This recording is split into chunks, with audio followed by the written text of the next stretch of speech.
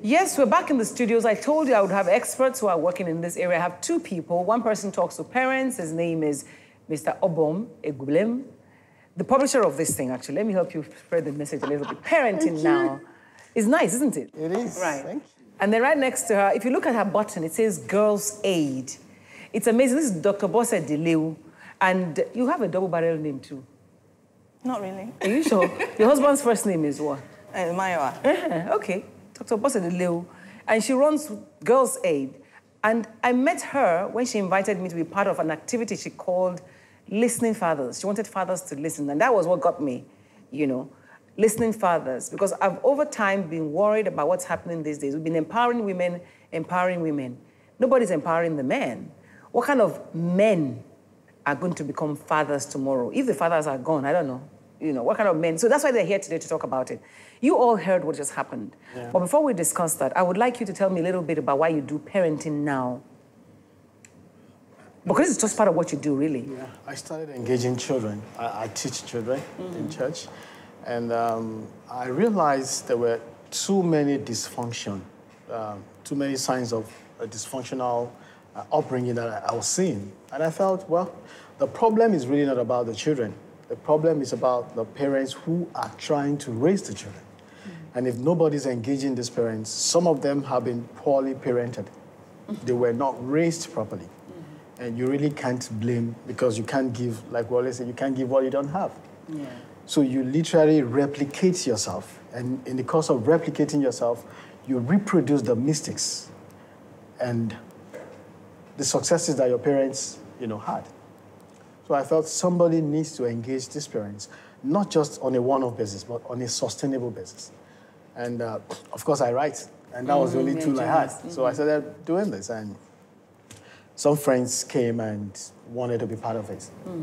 And the rest, they say, is history. But for me, why, in recent times, started sharing stories about why we needed to talk more to the boys who are going to become fathers.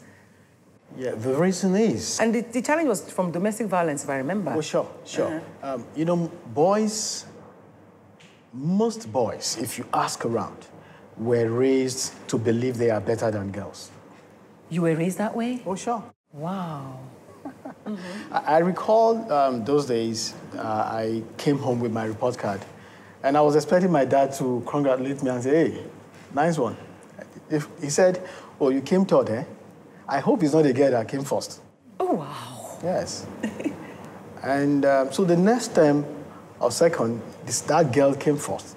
But I told him it was a boy that came first. So that the man doesn't surely you knew that men had to be... Yes. And you see, when boys have this impression that they are better than girls, they grow with it. And they end up as men who are bossy, who don't feel their wives should have a say in the house. So even the domestic violence that we see is just the climax of the whole socialization that we go through as boys. You see women as body parts. You see them as things, as objects that should be grabbed. And the cases of even sexual abuses in workplaces, it is it's also tied perception. To that. Yes. Every lady is about her shape.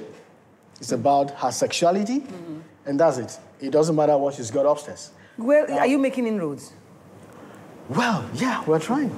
Because if you are, the cases that she sees every day, she's a gynecologist. Tell me about those things that you used to see that made you decide that we must talk more to the fathers. Okay. All right, thank you for having me.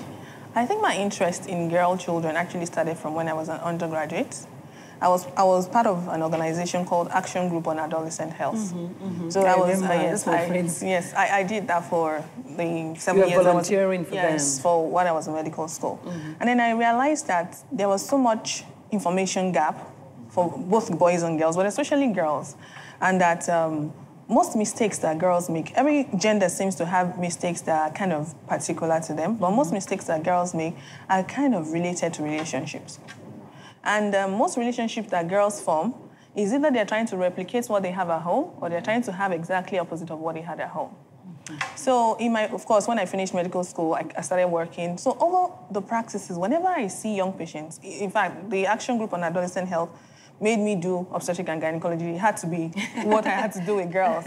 And then I realized that these young girls, whenever the complication starts, when you try You're talking here about abortions now. Abortions, not only abortions, sexually transmitted diseases, the cycle of abuse that comes from once a girl gets pregnant, the family breaks, it becomes a big issue at home, there's abandonment. So it's like even after that baby, it's a vicious cycle. They become pregnant again within a short while because they have to fend for themselves. They don't have skills to fend for themselves. And then I now found out that there's this thing that, you're seeing a patient in and out of hospital, and you as a doctor, you're giving care, and then she's talking to maybe her mother or her father, and she's telling the parents she's in school, she's in class, and then you're like... No. You mean she's on the hospital bed, her daddy calls her? Yes, and then she's telling with a very smiley voice, I'm very I'm in okay. the lecture right now, and then I can't talk, daddy. Meanwhile, she's going through some complication of what she's gone through. And then I spoke to some of my colleagues in other hospitals who've been saying that we've been having more young people coming with renal failure.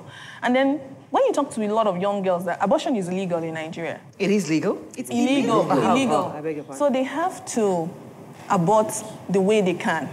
So most of them do herbal concoctions that they don't even know what is in it. You hear them saying, I've been taking these herbs for 8 days. They say by day 10, the baby will come down. So by day 10, yes, the baby comes down, but maybe your liver or your kidney has gone along with the baby in the process of you doing that. So what has it got to do with fathers? Now, I realize that, like I said, for a young girl, I'm very close to my dad. I'm still very close to my dad. Your dad sets the tone for the relationships you form in your life. Is it that you want to be exactly like your dad, or you want a man exactly like your dad, or you want exact opposite of your dad? What did you do? Like my dad. It's a two-way thing I did. I am like my dad, and then I married someone like my dad.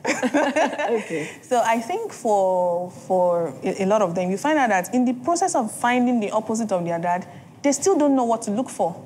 So they take anything that comes their way that just doesn't feel like where they're coming from. Yeah. And now it's not only money, because this is not a problem of poor parents or rich parents. You see parents that are very rich, with rich kids, that even carry their parents' money and give to the boys because they're looking for something out there. They're looking for attention. They're looking for someone that compliments them, someone that validates them. There's a void that somebody is feeling. Now, the complications you see are medical, but what led to that is from the absence, or maybe you're physically present, but you're not giving the child what the child needs from you at that time in their life. No, before we talk about the result of that listening fathers, you heard what she said, and we heard the story of that young girl, a 17-year-old roaming the streets of Lagos, pregnant, running away from the father. Should the father abandon her at that time? Would it be justified to do so? Well, we don't have the details, but looking at where she is at the moment, if they had a healthy relationship, the girl won't be there. What's a healthy relationship? A healthy relationship is the kind of relationship a loving husband has with his wife. You have 2 daughters. In the absence you have of sex. 2 daughters. Yes, I have, yeah. So I have 3 daughters. Oh, 3 daughters. Oh, interesting. And 1 son. I have 2 adopted kids and 2 biological daughters. Okay. So with your daughters, you very... Yeah, we're very free. Like I said, I've learned a lot from so many homes to be able to Because as a counselor, you hear all kinds of stories. So I've been able to model the right relationship. And what is the right relationship? You see, when a father leaves the daughter, when you leave your daughter to roam, when you're not in your daughter's life, what you take away is her self-esteem. And who is a child without a self-esteem? You just have a carcass walking around. Anybody who has anything to fill that void with, we just fill it. Drugs, sex, alcohol, what have you. And so, what the father does is, a father defines the limit for the daughter. Of course, the son. But much more for the daughter. You provide what I call the basis, the standard for measuring any man that shows up. Can't that be too much? And the end of the girl will end up not finding a man because she's finding that perfect man that's like her father. No. Okay. But she's a female. I would like to come in that the first sign that you're a fantastic father is that your daughter knows you're not perfect. There is no perfect man. Yeah. I mean, you could be your dad could be your favorite person in the world, and then you know his flaws. You're like, oh, daddy, oof, oh. You know what he is, and you have learned that flaws or not, this is the man I want. There's no perfect. Even you, if you look inward, you're not perfect.